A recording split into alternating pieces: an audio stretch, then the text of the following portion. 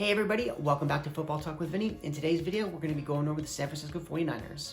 So with the San Francisco 49ers, obviously, in terms of the draft, they did make a big move, but we'll get to that in a minute. First, let's go over the offseason. They did lose a couple of guys like Richard Sherman, Solomon Thomas, also a wide receiver, Kendrick Bourne. So they did lose a couple of depth pieces. Again, when you're a good football team, you can't pay everybody. You do have to let some guys go, right? In terms of Richard Sherman, you let him go because you have a lot of young players that are about to be free agents and you're going to have to pay them a lot of money. Obviously, Fred Warner is the biggest one. And the reason why he's the biggest one is because if you look at all the linebackers in all of the NFL, he is, if you want to say Bobby Wagner is the best, he is probably the second best linebacker in the league. So at that point, he is going to be making big money when he is a free agent. So again, you can't just look at how much cap space you have and just try to spend it all, because what happens is guys that you drafted, they will become free agents eventually and you'll have to pay them. So with that being said, we'll look at the salary cap actually first. Sometimes I do it last, but I'm gonna do it first with the Niners. They have $17.5 million to spend this year, but next year it's at 23. And again, I think Fred Warner is a free agent next year. So if he gets paid anywhere close to $17-18 million, right, that's essentially your entire cap space for next year. So if you don't spend any of it, which again, like I said, they have about $17.5 million. If you don't spend any of it, you're now able to roll that over, and now you can pay him his $18-19 million and still have enough space to kind of maneuver, maybe sign a free agent or two. Now, how they got $17 million in cap space, they didn't make too many big signings. Obviously, the huge one was they re-signed Trent Williams. Again, he was, by Pro Football Focus's standard, he was the best left tackle in the league, so he's definitely deserving of the big contract that he got. And then they did re-sign their fullback, Kyle Juszczyk, I think is how you pronounce his name. And then Dee Ford actually signed with the Niners. And then they re-signed Jason Verrett as well. And then as for guys that they actually signed off of other teams, they got Alex Mack from the Atlanta Falcons, the center. And then Samson Ebukam, I think is how you say the name. I'm probably pronouncing that wrong too. I'll actually just spell it.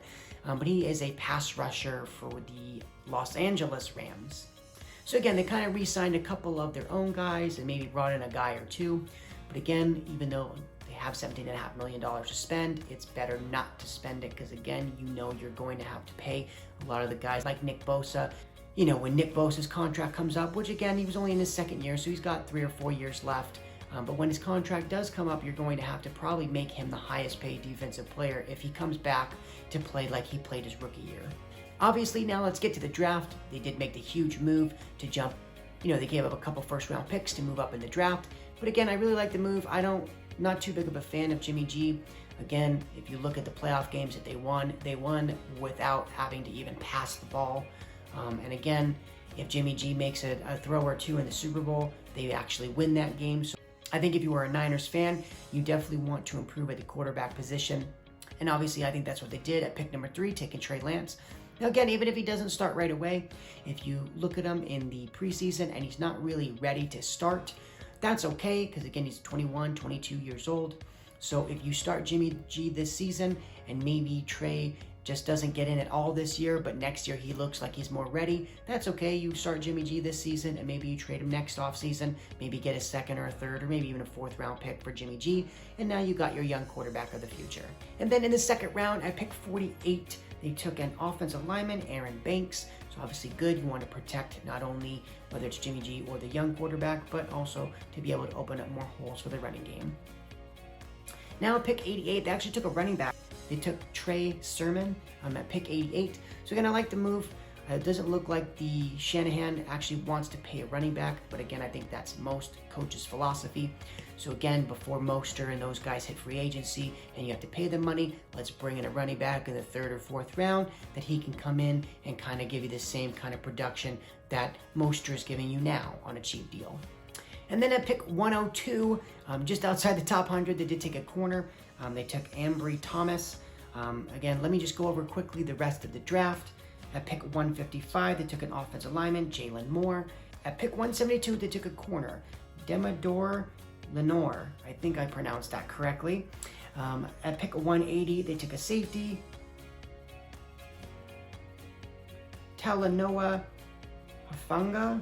I'm probably pronouncing that one wrong. Let me definitely put that at the bottom. And then at pick 194, they took another running back, Eli Mitchell. So again, I like to focus in on the top 100 picks because again, it's very hard for a drafted player to actually make the roster. Even first, second, and third round picks, they get cut quite frequently. And obviously, the later the rounds you go, the more players get cut in each round. But if you just focus on those first 100 picks and even maybe pick 102 as well, because that's so close, you ended up taking a quarterback of the future, an offensive lineman, a running back, and a corner. So again, you're addressing a lot of areas in terms of depth, right? But another offensive lineman will help. Obviously another corner, especially since you lost Richard Sherman. Taking a running back, right, to add depth there in case you have an injury. You know, again, when some of those running backs are free agents, you're going to not want to pay them. So when you bring a young guy in now, you know, he can get a year or two under his belt before you give him essentially the keys and just make him your feature back. So I really like what they did there. Again, I think this team was already loaded. They're a very good roster. They had a lot of injuries last year, which prevented them from making the playoffs. But if a lot of those guys can come back healthy and they can play well, they're definitely a playoff team. And that's going to transition me very well into my projections for the regular season. Again, I think this team is easily anywhere from an 8 to 12 win team.